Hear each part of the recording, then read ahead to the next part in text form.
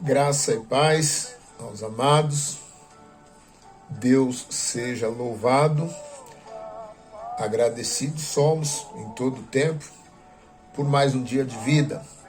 Tivemos uma noite de paz, o Senhor nos permitiu acordarmos no dia de hoje para contemplarmos a sua glória na existência. Eu louvo a Deus pela vida de cada um dos meus irmãos e sou grato a Deus por a gente poder compartilhar uma porção da palavra de Deus, palavra essa que, segundo o próprio Jesus, é o maná espiritual, é o alimento espiritual, é o que alimenta a nossa alma, o nosso espírito, é a palavra de Deus. E eu quero hoje compartilhar com os irmãos, continuando o nosso estudo na carta aos Hebreus. Nós fomos até o capítulo 3, hoje no versículo 4, nós temos algumas considerações a fazer. O texto, nós vamos ler alguns versículos e discorrer a respeito no capítulo 4. Portanto, ainda que nos tenha sido ortogada a promessa de ingressar no descanso de Deus, tememos que alguns de vós pareça ter falhado. Pois as boas novas foram pregadas também a nós, tanto quanto a eles. Entretanto, a mensagem que eles ouviram de nada lhes valeu, pois não foi acompanhada da fé por aqueles que a ouviram. Porquanto somos nós os que temos crido que entramos no descanso, conforme Deus declarou. Assim jurei na minha ira, jamais entrarão no meu descanso, muito embora suas obras estivessem concluídas desde a fundação do mundo. Pois em certa passagem ele se referiu ao sétimo dia nesses termos. No sétimo dia, Deus descansou de toda a obra que realizara. E novamente, no texto citado há pouco, confirma, jamais entrarão no meu descanso.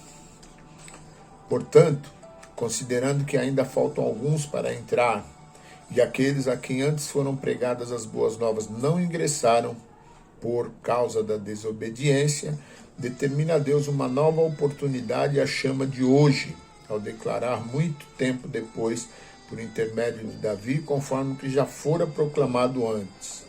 Hoje, se ouvides a sua voz, não endureçais o vosso coração.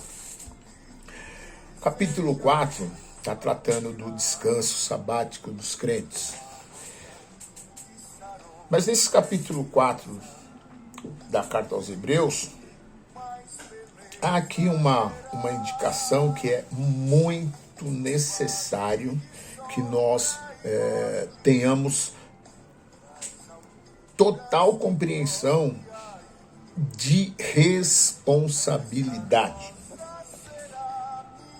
É aqui uma frase do autor, uma frase, um escrito a respeito da dinâmica desse capítulo 4, onde está assim, o autor de Hebreus está sempre comparando a caminhada dos israelitas pelo deserto, abandonando a escravidão no Egito e peregrinando até o descanso de Deus, em hebraico Shabá, na terra prometida, em relação à jornada do cristão rumo ao seu pleno repouso espiritual. Queridos, é proposto aos israelitas no Egito uma caminhada até a terra prometida. E essa caminhada, ela era uma caminhada curta, uma caminhada rápida, que foi modificada para uma caminhada longa e demorada por conta das características humanas. Nós tratamos das características dos israelitas, mas nós não temos nem a pretensão de acharmos que há alguma diferença entre a dura cerviz do israelita da dura cerviz de qualquer outro ser humano. Primeiro ponto, que o pessoal que saiu do Egito os adultos que receberam as promessas, que viram os milagres, a obra de Deus, a manifestação de Deus em vida, na sua trajetória, que viram a olhos nus, eles não entraram na terra prometida. Ficaram pelo caminho por incredulidade. E o povo que entrou para o descanso, eu sempre lembro de Josué falando, antes de eles atravessarem ali o Jordão e derrubar os muros de Jericó: eis que o Senhor vos dá a terra e o descanso. E nessa oferta de Deus estava incluída o descanso.